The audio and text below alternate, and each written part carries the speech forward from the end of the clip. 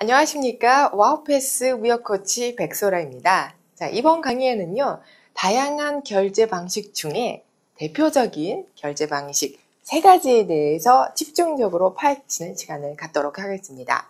자, 이번 영상의 제목은 무엇인지 말씀드릴게요. 일단, 한눈으로 보는 결제 방식입니다. 얼마나 쉬운지 한눈으로 볼 수 있대요. 자, 기대해 주시기 바랍니다. 자, 첫 번째로 우리는 화면의 구조를 좀 살펴볼 필요가 있겠습니다. 여기 수출자, 그리고 수입자예요. 그리고 그 위에 있는 것은 은행입니다. 그리고 요것도 은행. 자, 그리고 이쪽 왼쪽 편은요, 다 수출국이에요. 수출국. 그리고 이쪽 오른쪽은 다 수입국입니다. 그렇다면 이 은행은 수출자가 거래하는 주거래은행, 그리고 이쪽 은행은 수입자의 주거래은행, 이렇게 될 것이다 라고 유추할 수 있죠. 자, 이제 시작합니다. 결제 방식 3가지 무엇이 있습니까? 물론 다른 결제 방식도 있지만 가장 유명한 그리고 가장 많이 쓰이는 방식이에요. 첫 번째 TT, 그리고 두 번째 추심, 세 번째 신용장, 이렇게 있죠. 이들의 가장 큰 특징을 제가 쉽게 말씀드리도록 하겠습니다. 첫 번째 TT 먼저 보겠습니다. TT라고 하는 것은 쉽게 말씀드리면 송금이에요. 돈을 쏴주는 것을 의미하죠. 이 무역에서 수입자가 수출자한테 물건을 살려면 돈을 쏴줘야 되겠죠? 자, 그럼 한 행위를 제가 쉽게 표현하면서 말씀드릴게요. 자, 수입자가 물건을 받기 위해서 돈을 줘야 된다. 언제 돈을 주는지는 그건 알아서 정하시면 됩니다. 자, 일단 송금이라고 하는 그 TT는 어떻게 하는 거다? 수입자가, 자, 우리나라 돈이 있는데 달러가 지금 없어요. 자, 수입자가 수출자한테 송금, 돈 쏴주는 것을 의미한다. 이렇게 쏴줘요. 자, 그럼 은행은 전혀 관여 안 하죠. 여러분들도 누구한테 돈 보내실 때 은행한테 보고 안 하시잖아요. 똑같아요. TT. 무역에서 사용하는 TT도 이런 특징을 갖고 있습니다. 이렇게 해서 TT가 끝났어요. 그 다음 두 번째 추심 볼게요.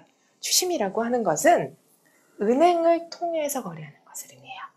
추심의 의미를 먼저 말씀드릴게요. 찾아서 받아낸다라는 뜻이 있습니다.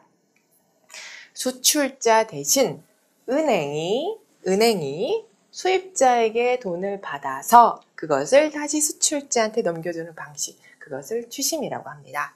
어떠한 순서로 이루어지는지 말씀드릴게요. 수출자가 자기가 거래하는 은행한테 돈을 받아달라고 합니다.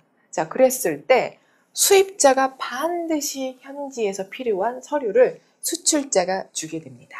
자, 너무너무 중요한 서류 여러 가지가 있는데 그 중에서 하나를 먼저 보여드릴 거예요. 자, 아주 중요한 서류라고 가정을 하겠습니다.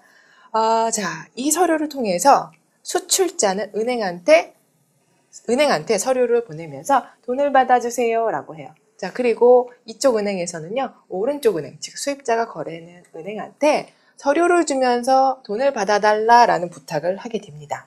자, 그리고 이미 말씀드렸다시피 수입자는 이 서류가 반드시 필요해요. 자, 이 서류가 필요하면 어떻게 해야 되겠습니까? 돈을 줘야 되겠죠? 그래서 가지고 있던 돈을 은행한테 줍니다. 그리고 이 은행은 서류를 주게 되죠. 자, 그러면 수입자 입장에서는 돈도 주고 중요한 서류도 받았고 끝났네요. 자, 그리고 끝. 그리고 이쪽 돈은 어디 있어요? 이쪽 은행이 오른쪽 은행, 즉 수입국 은행에 있네요. 수출자한테 줘야죠. 그래서 이거를 수출국자가 거래하는 은행한테 보냅니다. 그리고 이 돈을 다시 이 수출국에 있는 은행은 수출자한테 건네주게 됩니다. 자, 이렇게 해서 무역이 끝났어요. 무역 결제가 끝났어요. 이게 추심이에요. 자, 추심 다시 말씀드릴게요. 돈을 받아주세요. 오케이. 그리고 돈이 이렇게 다시 돌아갑니다. 끝났어요. 자, 추심에서는 이렇게 은행이 수출자 대신 수입자한테 돈을 받아주는 것을 의미합니다. 됐죠? 자, 그 다음에 세 번째 보도록 할게요. 신용장입니다. 신용장은 어떻게 하는 거냐? 아예 수입자 대신 수입자가 거래하는 은행이 수출자한테 돈을 주겠다라고 약속하는 결제 방식이에요.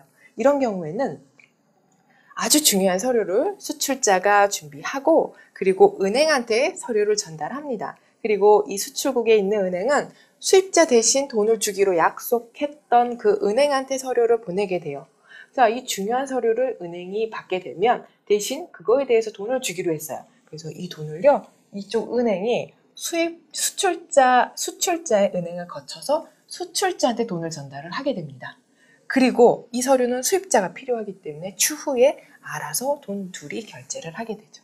아시겠죠? 수출자 입장에서 보면 신용장은 이 돈을 수입자한테 받는 것이 아니고 은행을 통해서 직접 은행이 수출자한테 지급한다라는 특징이 있습니다. 자, 그럼 이제 마지막으로 하나 정리할게요. 추심과 신용장의 가장 큰 특징. 추심에서는 이 수입자가 돈을 줘야지 수출자한테 돈이 넘어가지만 신용장에서는 수입자한테 받는 것이 아닌 얘보다 더 확실한 은행이 책임지고 그것을 수출자한테 준다라는 차이점이 있습니다. 네, 이렇게 해서 이번 강의에서는요, DT, 추심, 신용장의 차이를 한눈으로 살펴보았습니다. 이제 이해되셨죠? 네, 그럼 이번 시간에도 수고 많으셨습니다. 수고 많으셨어요.